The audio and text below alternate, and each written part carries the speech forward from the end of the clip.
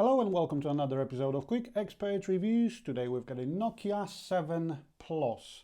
Now I know it's a 2018 model and we are now in 2019. However, I was really looking forward to reviewing this handset. And because its price has dropped significantly, I've picked this one up for £200. Yes, I've decided to make a video review of it. So as usual, we're starting with the unboxing guide, and the first very nice perk, you do get a case inside in the box, which is a very box standard gel case, but it's better to have one rather than not have one.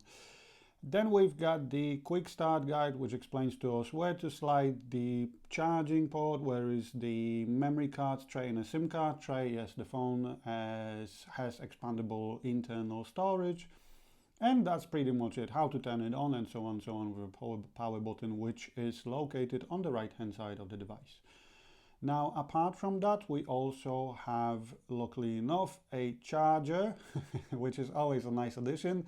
As you've noticed in some of the previous videos of the handsets, a plug is not always a standard nowadays.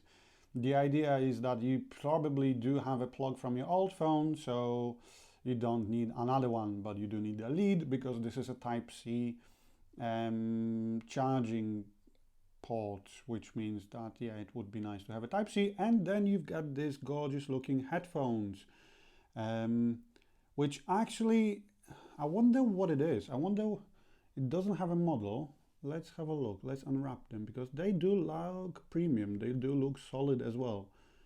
And yes, okay. So I know most of the time I don't pay particular attention to the headphones because they are just there, and these obviously are equipped with a answer and decline call button and a microphone, but they do look nice. So I'm gonna test them myself and see how they fare. So there's no model number. I've downloaded a QR code scanner because there's a QR code, and let's have a look. Wait a minute.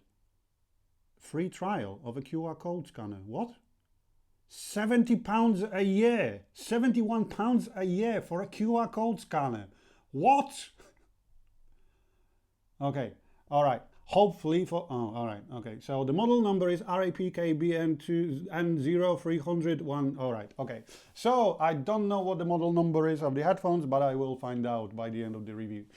Okay, so that's the handset itself. In my opinion, it looks really nice. I really like the gold and black, black and yellow color finish. It looks really nice. Now it is an LCD panel, but as you've seen, it does have an always on display. So we've got two cameras, 12 and 12 megapixels. One's a telephoto lens, the other one is a normal f-stop 1.8 camera. Then we've got a front facing camera, we've got the earpiece, and that's pretty much it. On the bottom we had a Type-C and we had a one single mono speaker. So if I were to complain about the phone itself, any downsides, definitely one single speaker. I got so used to two speakers on the phones nowadays that one speaker is just not enough for me. And in my opinion, that speaker isn't particularly good either. So Android version 9 with the security patch from December the 1st 2018, which is brilliant because obviously the device runs on Android 1, which means, well, runs on Android 1, is a part of Android 1 program, which means that it does get the software updates faster than any other manufacturers which are not part of Android 1, because it's a pretty much bog standard Android experience. So there's, I think the only thing different from, like, let's say a Pixel is a different camera app, but you can download the Google Pixel app, camera app if you'd like to. You can sideload it.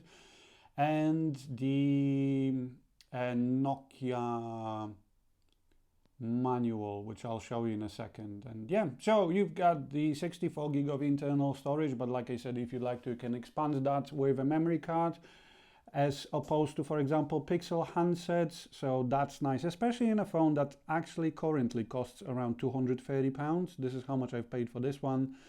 It was a Amazon warehouse deal, which means I think at some point it was just bought by someone, tested and returned, so the box was open, but other than that you can pretty much say it's a brand new phone. There are no scratches or anything like that, so I'm pretty happy with it so far.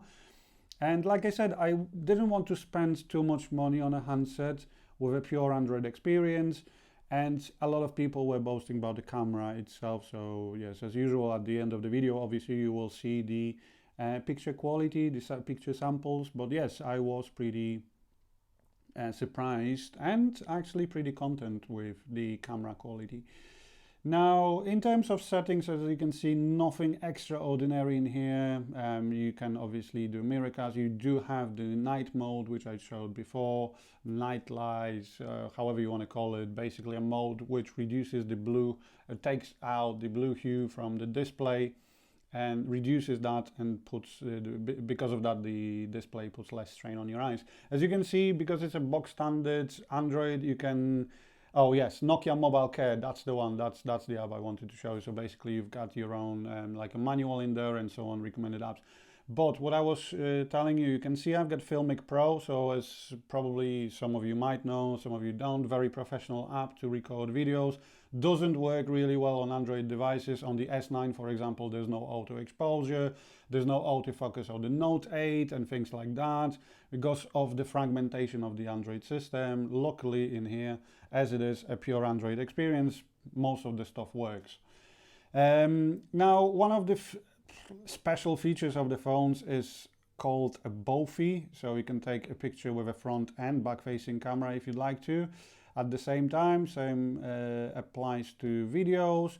In terms of the app itself, you can, if you like to, you can record videos up to 4K, and you can even use the optical zoom, 2x optical zoom in the video recording as well.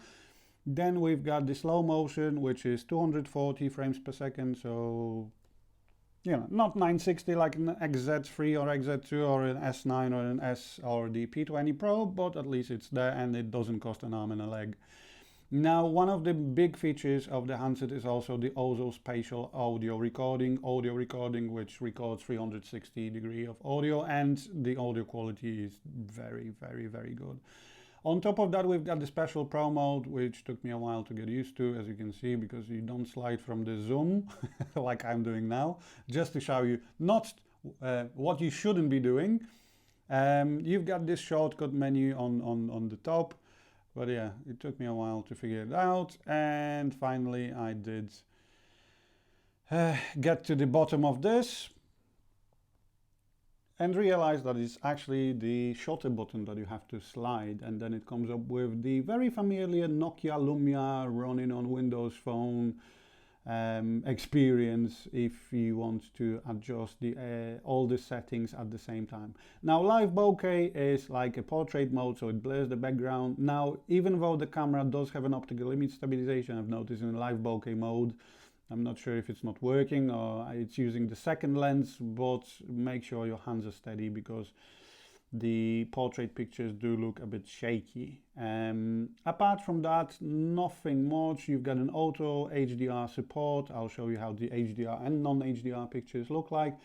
And considering it's a Snapdragon 660 in the handset itself, I've also made a gaming video, how the games perform on the Snapdragon 660, which I will upload next week, so stay tuned. So yeah, overall that's pretty much it about the handset itself. I'm pretty impressed. Like I said, you can sideload the Google camera app. However, when you take pictures in portrait mode, back-facing camera, it crashes the app. The front-facing works perfectly fine. Bam. So yeah, thanks for watching another episode. Thanks for watching another episode of Quick Expert Reviews. Hopefully a P Smart 2019 will be the next device, but yes, we'll see how it goes. Take care guys, bye!